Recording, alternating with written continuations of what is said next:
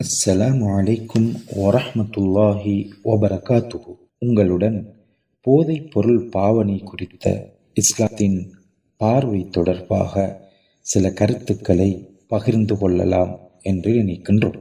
இஸ்லாம் போதைப் பொருளுடன் தொடர்பான அனைத்து விடயங்களையும் தடை செய்துள்ளது.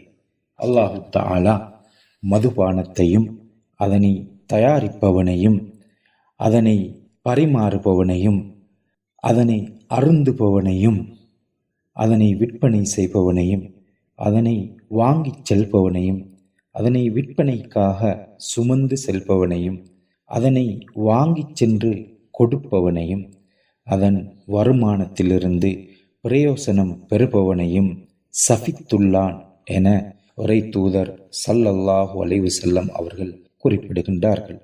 இங்கு பெரும் பாவங்கள் என்று சொல்லப்படும் விபச்சாரம், களவு, கொலை போன்ற பாவங்களுடன் தொடர்பான விடயங்களை பார்க்கிலும் போதைப் பொருளுடன் தொடர்பான அனைத்து விடயங்களையும் இஸ்லாம் ஏன் தடுத்துள்ளது என்பதனை நாங்கள் விளங்கிக் கொள்ள வேண்டும்.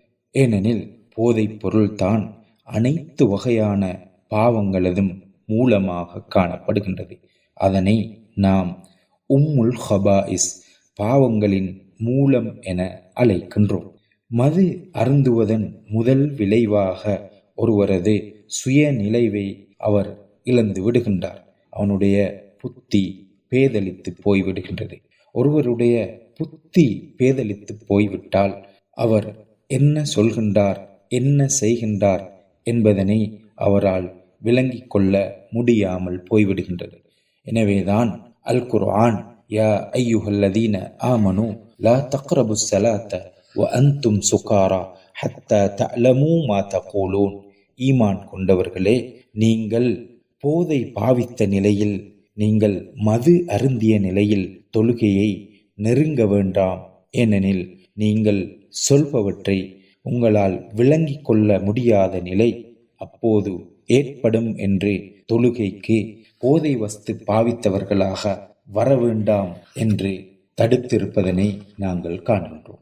மதுபானம் என்கின்ற போது போதை தரக்கூடிய அனைத்தையும் நாம் அதில் உள்ளடக்குகின்றோம். குல்லு முஸ்கிரின் ஹம்ருன் வ குல்லு ஹம்ரின் ஹராமுன், போதை தரக்கூடிய அனைத்தும் மதுபானமாகும். அனைத்து மதுபானங்களும் இஸ்லாத்தில் தடை செய்யப்பட்டுள்ள ஹராமாகும் என்று உரை தூதர் ஸல்லல்லாஹு அலைஹி வஸல்லம் அவர்கள் இதனைத்தான் குறிப்பிட்டு காட்டுகின்றார்கள். போதை வஸ்தில் சிறிய அளவாயினும் சரி, பெரிய அளவாயினும் சரி, அது ஹராமாகும் என்பதில் எந்த சந்தேகமும் இல்லை. இதனைத்தான் உரை தூதர் ஸல்லல்லாஹு அலைஹி வஸல்லம் அவர்கள் மா உஸ்கிர கஸீருஹு ஃபகலீலுஹு ஹராமுன், போதை தரக்கூடியது சிறிய அளவாயினும் பெரிய அளவாயினும் அது ஹராமாகும் என்று குறிப்பிட்டிருக்கின்றார். ஒருவர் போதை வஸ்து பாவிப்பதனால் அவருடைய உடலுக்கு அது கேடாக அமைகின்றது.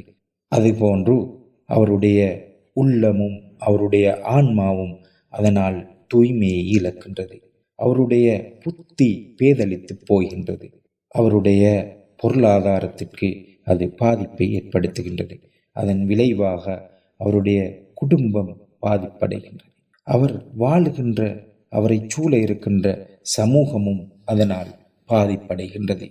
இப்படி போதை வஸ்து பாவிப்பதன் மூலம் அது ஒருவருடைய தனிப்பட்ட விடயங்களை மாத்திரமல்லாது அவர் வாழுகின்ற சூழலிலே இருக்கின்ற அனைத்தையும் அனைவரையும் அது பாதிக்கின்றது. எனவேதான் போதை பொருளுடன் தொடர்பான அனைத்து விடயங்களையும் இஸ்லாம் தடுத்துள்ளது.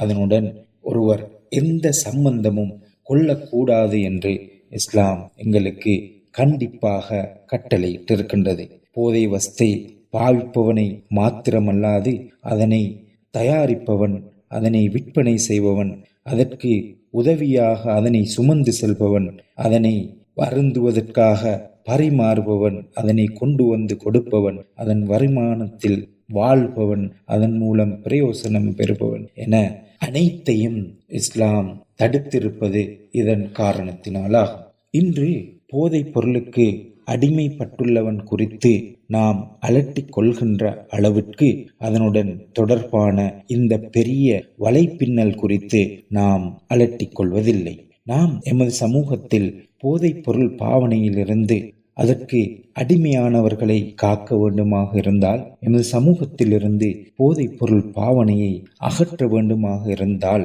அதற்கு அடிமைப்பட்டவர்களை நாங்கள் புனர் வாழ்வு அளிப்பதற்கு நாங்கள் முயற்சிப்பது போன்றே அதனை விட மேலாக அதனுடன் தொடர்பான அனைத்து விடயங்களையும் அதனுடன் தொடர்பு படுகின்ற அனைவரையும் அதிலிருந்து நாங்கள் தடுக்க வேண்டியவர்களாக இருக்கின்றோம். அப்போதுதான் எங்களுடைய முயற்சிகள் அனைத்தும் உண்மையான விளைவை கொண்டு தரக்கூடியதாக அமையும். அந்த வகையில் போதைப் பொருள் பாவனையற்ற ஒரு சமூகத்தை உருவாக்க வேண்டுமாக இருந்தால், போதைப் பொருளுடன் தொடர்பு படுகின்ற அனைவரும் அதிலிருந்து தடுக்கப்பட வேண்டும். போதைப் பொருளுடன் தொடர்பாகின்ற அனைத்து விடயங்களும் தடை செய்யப்பட வேண்டும். அதற்கான சக்தியையும் தைரியத்தையும் எல்லாம் வல்ல அல்லாஹு தஆலா எம் அனைவருக்கும் அளிக்க வேண்டும் என்று கேட்டு விடைபெறுகின்றோம். வ ஆகிரு தஅவானா அனில் ஹம்துலில்லாஹி ரப்பில் ஆலமீன்.